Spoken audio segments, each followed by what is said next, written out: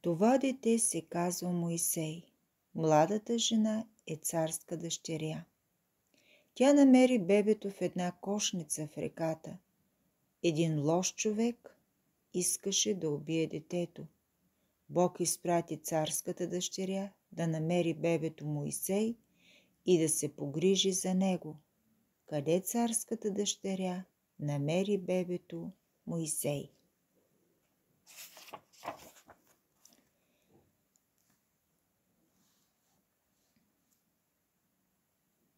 Ето, Моисей стана голям мъж.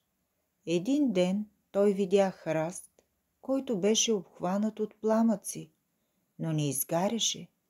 Бог проговори на Моисей от храста. Бог каза: иди и помогни на моя народ. Отначало Моисей се изплаши, но Бог му каза: аз ще ти помагам. Какво заповяда Бог на Моисей да направи? Изход 3.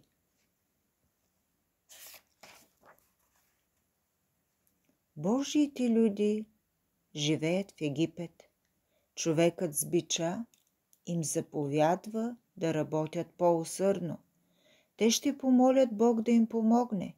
Бог ще изпрати Моисей да накара този човек да престане да ги бие. Моисей ще помогне на целия Божи народ. Кой ще спаси Божия народ? Изход 5.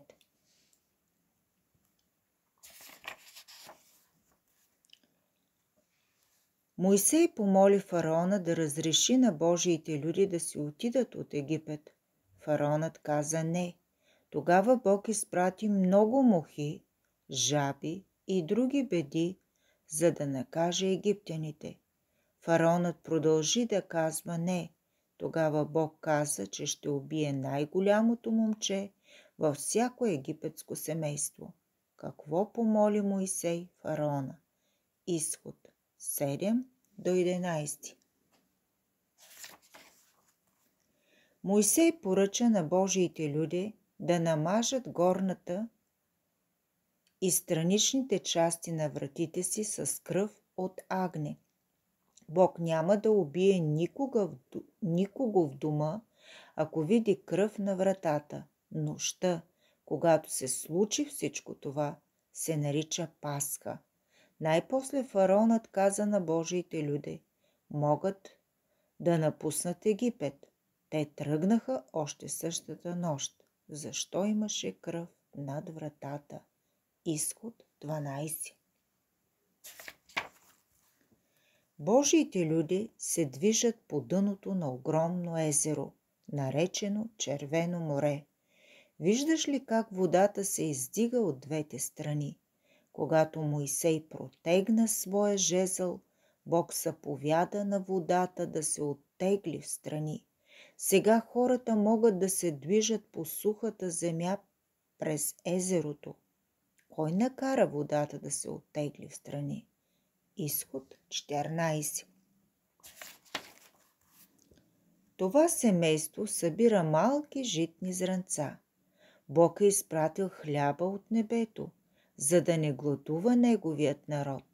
Така Бог храни своя народ всяка сутрин. Моля те, покажи малкото момиченце, което благодари на Бога. Откъде се появява хлябът? Изход 16. Божиите люди бяха много жадни, но нямаше нищо за пиене. Тогава Бог каза на Моисей да удари с тоягата си по скалата. Когато той направи това, Бог накара водата да потече от скалата и всеки можа да пие до насита. Какво стана, когато Моисей удари скалата с тоягата си? Изход 17. Моисей слуша Бога. Бог каза на Моисей 10 много важни правила, които неговият народ трябва да изпълнява. Бог е написал тези 10 правила на каменни плочи. Тези правила се наричат 10 Божи заповеди. Как се наричат 10 Божи правила? Изход 20. О, не! Погледнете какво правят Божиите люди. Те са направили идол, приличащ на теле. Те се кланят на идола, вместо да се покланят на Бога. Това разгневи и натъжи Бог, и Бог ги наказа за това. Какво правят тези хора? Защо това е лошо? Изход 31-32.